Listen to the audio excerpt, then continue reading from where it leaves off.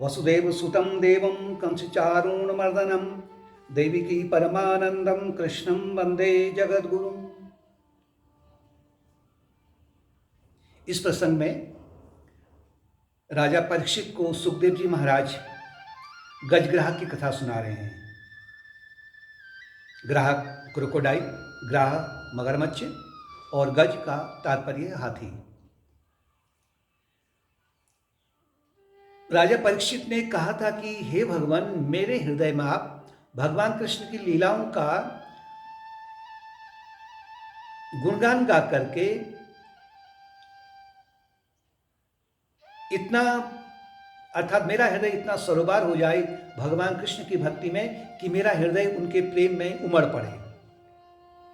मुझे आप कृष्ण भगवान की गाथाओं को सुनाइए। लेकिन आप बार बार देख रहे हैं कि 10वें स्कंद से पहले 9 स्कंद तक सुखदेव जी महाराज ने राजा परीक्षित को कृष्ण भगवान की लीला को नहीं सुनाया। अंत में आए 10वें स्कंद में, और वहां तक आने से पहले उन्होंने उनको अनेक प्रकार के अवतार हैं, या इसका जो महात्म्य है वो है श्रीमद् भागवत का, विभिन्न कथाएं हैं, विभिन्न दृष्टांत हैं, इनके माध्यम से इनको पहले उन्होंने सुखदेव जी महाराज ने राजा परीक्षित को सुनाया। क्यों सुनाया? क्योंकि इन सभी कथाओं में, ये सामान्य कथाएं नहीं है, ऐतिहासिक दृष्टिकोण से हो सकती हैं।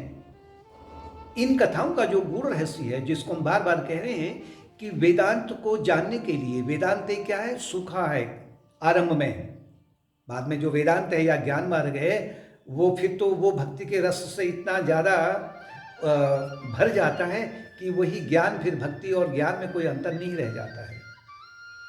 लेकिन वेदांत की शिक्षा को अगर सीधे सीधे अगर समझाया जाए तो वो जल्दी से भक्त के हृदय में प्रवेश नहीं कर पाता है।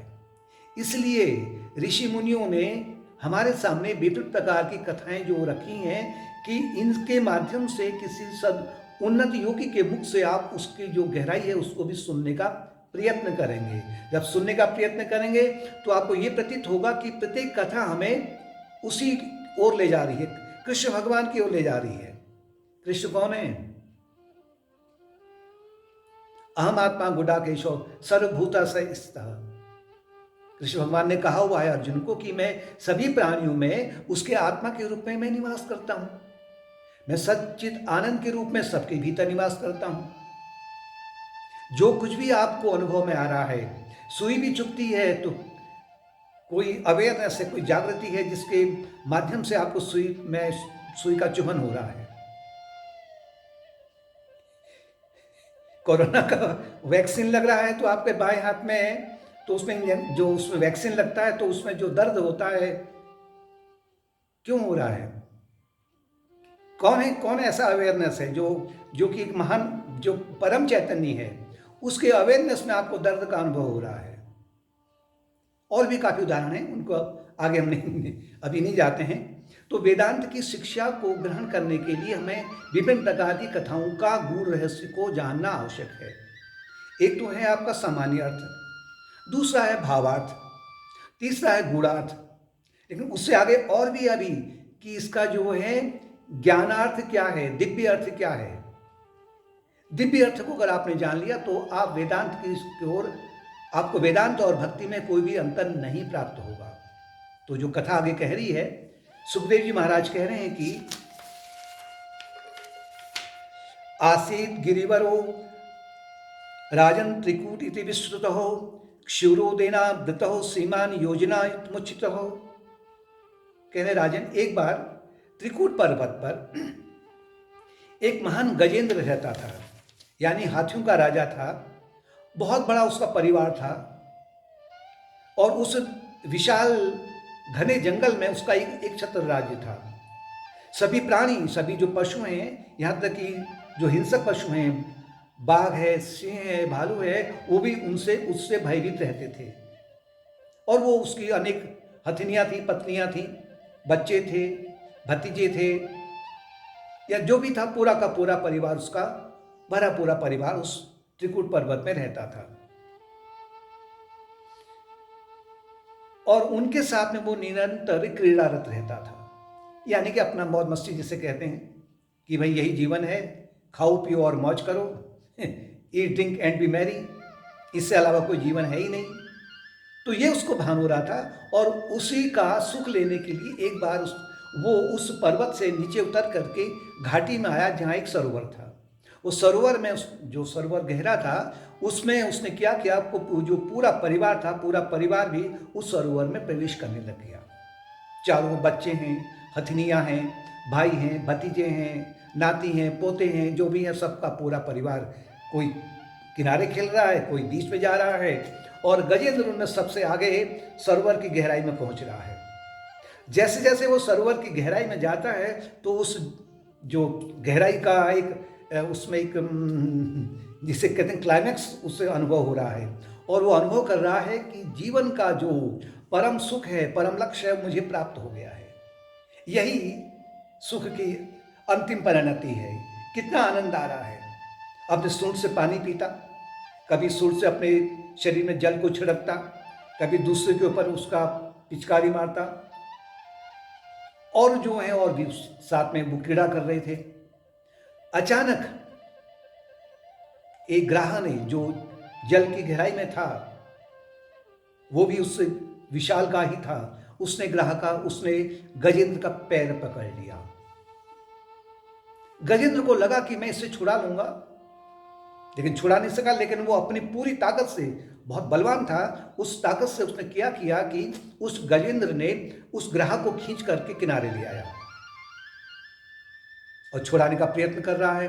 लेकिन जहां से एक बार उसने दोनों, जो ऊपर का जबड़ा और नीचे का जबड़ा, उसके जो दांत हैं वो हाथी के पैर में जहां से गड़ा दिए तो उसने नहीं छोड़ा और वो ग्राह उसको फिर दोबारा से जल की गहराई की ओर खींच ले गया। अब ये क्रम निरंतर चलते रहा। कभी ग्राह उसको जल की गहराई में खींच ले जाए और कभी गजेंद्र उसको खींच करके किनारे ले आए। उसने भी हार नहीं मारी, उसने भी हार नहीं मानी। समय बीतते गया, कर लगभग 1000 वर्ष बीत गए और इतने समय में उसका जो परिवार था पूरा का पूरा समाप्त हो गया। कुछ बिछुड़ गए और कुछ हताश हो गए, कुछ की मृत्यु हो गई, यानी कि वो अकेले रह गया। अकेले रहने पर भी वो अभी उस ग्राह को कभी कभी ले आता है। तो ये क्रम चलते रहा। कहने का तात्पर्य है, कभी वो सरोवर की गहराई में, कभी वो किनारे पर, और अंत में जब देखा, ग्राह ने देखा कि ये ग्राह मेरा पीछा नहीं छुड़ा रहा है, तो उसने क्या किया, अपनी पूरी चतुराई का प्रयोग कर लिया, पूरे बल का प्रयोग कर लिया। जो कुछ भी उससे आता था वो उसने पूरा देख लिया। लेकिन ग्राह ने उसका जब पैर नहीं छोड़ा तो अंत में उससे ये हुआ, ये भान हो गया कि अब मेरी मृत्यु निकट है, क्योंकि ये मुझे छोड़ेगा नहीं अब। तो हताश होकर के उसने क्या किया, सामान्य व्यक्ति भी यही करते ना, पहले अपने अपने पद का प्रयोग करते हैं, मान सम्मान का प्रयोग करते हैं, धन का प्रयोग करते हैं, मोबाइल का प्रयोग करते हैं, पहचान का प्रयोग करते हैं। लेकिन जब कभी भी किसी कष्ट में जब उनको उस कष्ट से वो छूटते नहीं है तो अंत में वो फिर हताश होकर करके भगवान की शरण में जाते हैं। अगर नास्तिक भी है तो वो भी जाएगा। तो गजेंद्र ने वही किया, कहा कि अब मुझे कोई भी इस ये सरोवर से या इस ग्राह से नहीं छुड़ा सकता है। तो उसने एक कमल पुष्प तोड़ा जो सरोवर में था और भगवान से प्रार्थना की, ओम नमो भगवते तस्मै यत् एतत् चिदात्मकं पुरुषायादि बीजाय परेशाय भी धीमहि। हे भगवान, आप सभी की बुद्धि के माध्यम से प्रकाशित होते हैं, आप सभी प्राणियों के आधार हैं, संपूर्ण जगत के आप आधार हैं। जैसे सभी लहरों का आधार कौन है, सागर है। सभी पानी के जो बिंब हैं उनका आधार कौन है, सूरज है। इसी प्रकार से हे भगवान, आप सर्वत्र व्याप्त हैं, सबकी बुद्धि को प्रकाशित करने वाले हैं। आपको मेरा बार बार प्रणाम स्वीकार हो और मुझे आप इस महान विपत्ति से छुड़ा दिए।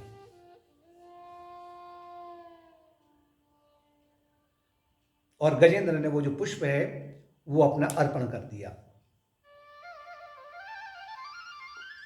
जब पुष्प अर्पण किया भाव विभोर होकर करके, तो जैसे गीता में भी कहा गया है, पत्रम पुष्पम फलम तोयम यो मे भक्त्या पृच्छति तदहम भक्तु परितमस्नामी प्रियतात्मनः।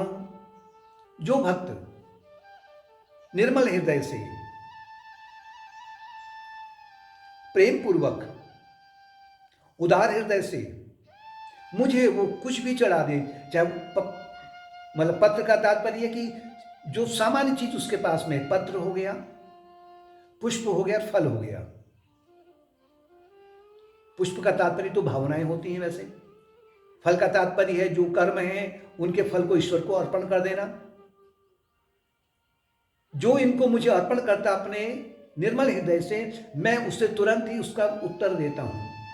और भगवान ने किया तुरंत प्रकट हुए भगवान हरि के रूप में, और उन्होंने दोनों को, गज को भी और ग्राह को भी सरोवर की गहराई से खींच कर करके पहले तो किनारे लाए, और किनारे लाने के बाद में पहले उन्होंने अपने चक्र को चलाया, और चक्र चलाए, जैसे चलाया वो चक्र ग्राह के सिर को धड़ से अलग करके भगवान के पास चले गया, और ग्राह के शरीर से एक तेज पुंज निकला जो कि भगवान में समा गया। यानी कि उसकी हत्या नहीं की है, उसको उद्धार कर दिया है। कहने का तात्पर्य है, इसका भी अब चर्चा करेंगे हम। और गजेंद्र ने देखा कि भगवान ने मेरी प्रार्थना को स्वीकार कर लिया है, तो गजेंद्र ने भी उसके बाद में हाथी के शरीर को त्याग करके उसने भी मोक्ष को प्राप्त कर लिया था। थोड़ा सा इसकी जब गहराई में पहुंचे, वेदांत की गहराई में, प्रत्येक जीवात्मा में अनंत अपार शक्ति है, दिव्य है, सच्चिद आनंद स्वरूप है, अनंत वैभवता से संपन्न है, जैसे गजेंद्र के समान में। लेकिन आसक्ति के कारण, या कहें कि अस्मिता, अविद्या, अस्मिता, राग और द्वेष, ये जो पंचक्लेश हैं। अविद्या का तात्पर्य है कि वो जैसे सूरज किसी घड़े में प्रवेश होता है, तो सूरज, माना जैसे कि सूरज को ये भ्रम हो जाए कि मैं इस घड़े में प्रवेश हो चुका हूं, तो वो भयभीत हो जाता है। अब उसी घड़े पर वो सुख की प्राप्ति, उसी घड़े के माध्यम से वो अपने सुख की प्राप्ति में लगे रहता है, रात दिन अपनी वैभवता को भूल जाता है। इससे कहते हैं अविद्या। और इसी अविद्या से, जैसे गजेंद्र कह रहा है कि अब मुझे जो संसार का सुख है, परम सुख है, मुझे प्राप्त हो रहा है, और चरम सीमा का सुख मुझे मिलने लग गया है। सरोवर कौन है? गजेंद्र तो आप जीवात्मा है या मनुष्य है, और सरोवर जो है वो ये संसार सरोवर है, जिस संसार में वो जन्म लेके आया हुआ है। और इसमें उसको एक भ्रांति हो गई है अविद्या के कारण में, मैं एक सीमित हूं, मैं, उसमें एक इंडिविजुअलिटी आ जाती है, मैं वैयक्तिकता हूं। और जब उसमें अविद्या से जब वो ग्रस लिया जाता है, तो फिर उसमें एक अस्मिता क्लेश उत्पन्न होता है। अस्मिता का तात्पर्य है कि मैं हूं, आई एम। यानी कि सूरज अब अपने वैभवता को भूल कर करके घड़े वाले सूरज में जो बिंब है, वो बिंब के रूप में कहता है कि मैं घड़े में हूं, और जो कुछ सुख है मैं ही ले रहा हूं, उसको भूल जाता है। इसे कहते हैं अस्मिता क्लेश। अब ये अस्मिता क्लेश से जब उसमें इंडिविजुअलिटी उत्पन्न हो जाती है, तो एक अहंकार की उत्पत्ति कर लेता है, ईगो बन जाता है, जो तामसी और राजसी ईगो है। उसके माध्यम से अब वो राग द्वेष में उलझ जाता है, और वही राग द्वेष उस अविद्या रूपी ग्राह के क्या है, दोनों जबड़े हैं।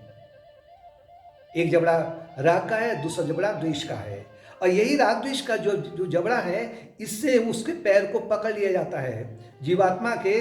तो अब वो जहां से वो उसमें इंडिविजुअलिटी है, जब तक अविद्या है तब तक वो राग द्वेष को त्याग नहीं सकता है,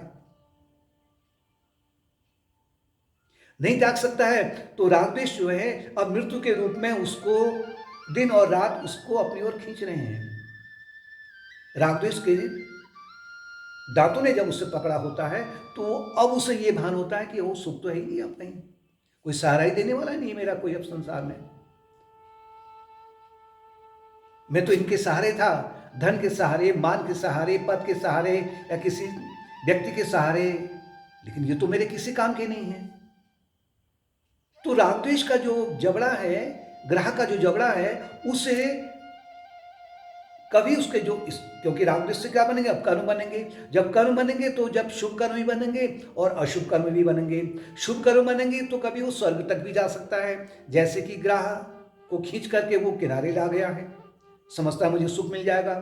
लेकिन अशुभ कर्म होंगे तो नरक की ओर जाएगा, जैसे कि ग्रह उसको सरोवर की गहराई में खींच रहा है। इस तरह से वो निरंतर अनेक जन्मों जन्मांतर से निरंतर भटक वो ग्रह की ओर गजेंद्र का युद्ध चल रहा है। यानी कि प्रत्येक जीवात्मा का ये युद्ध उस ग्रह से हो रहा है। अविद्या से जो उत्पन्न रागद्वेष है, उससे ये युद्ध उत्पन्न हो रहा है। लेकिन जब उससे ये ज्ञात होने लग जाता है, अंत में अनेक प्रकार के सुखों का अनुभव करके, दुखों का अनुभव कर करके, ये संसार क्योंकि एक लेबोरेटरी है, ये तो आपके ना, ये तो आपके लिए जो प्रयोगशाला है, ये आपके प्रयोग करने के लिए है कि भाई संसार में सुख है या नहीं है। जिसको तुम अपना समझ रहे हो कि ये हमें मुझे पूर्ण सुख दे देगा, अब मुझे दुख आएगा ही नहीं, तो ये लेबोरेटरी में बना हुआ ये जो प्रयोगशाला है, इसमें प्रयोग कीजिए आप। जब प्रयोग करते करते उसका विवेक जग जाता है, वैराग्य उत्पन्न हो जाता है, भक्ति उत्पन्न होने लग जाती है, सकाम कर्म दूर हट करके निष्काम कर्म की ओर आने लग जाता है। इन रागद्वेष से जब वो मुक्ति की लालसा करता है तो उसे कहते हैं कि अब भक्त में वैराग्य उत्पन्न हो गया है, विवेक उत्पन्न हो गया है और भक्ति उत्पन्न हो गई है। अब उससे वो क्या करता है कि अब वो अपने आप को शरणागत कर देता है। शरणागत का तात्पर्य क्या है, वो छोटी मोटी चीज नहीं है शरणागत कि कह तो दिया शरणागत हो गए और कुछ ही नहीं किया, नहीं। प्रत्येक व्यक्तित्व में चार पक्ष हैं, 4 aspect of every human beings. विवेक पक्ष, संकल्प पक्ष, भाव पक्ष, कर्म पक्ष। विवेक पक्ष का तात्पर्य है आपकी बुद्धि से, बुद्धि योग अर्थात ज्ञान योग के माध्यम से बुद्धि का प्रयोग कर करके आप ये अनुभव, ये बार बार चिंतन करें कि मैं कौन हूं, मेरा क्या स्वरूप है, मुझे क्यों इस संसार में भेजा गया है, दुखों के आने का कारण क्या है,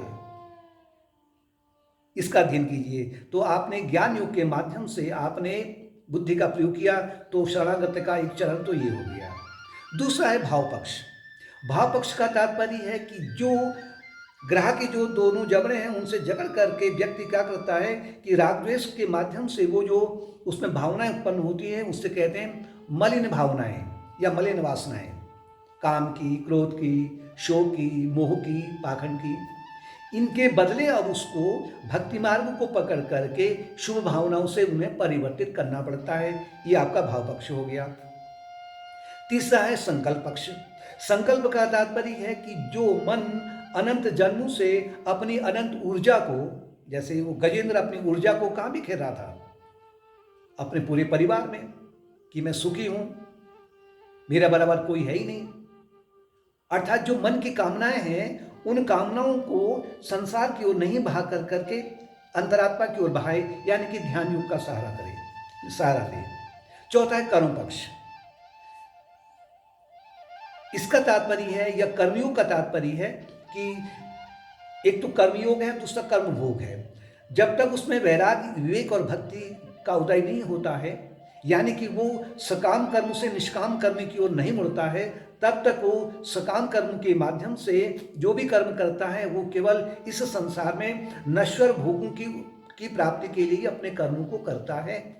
और नश्वर भोगों की कर्म की प्राप्ति के लिए कर्म करेगा तो कर्म का फल उसे मिलेगा, कर्म का फल मिलेगा तो उसे फिर ग्रह के जबड़े में उसको जाना पड़ेगा।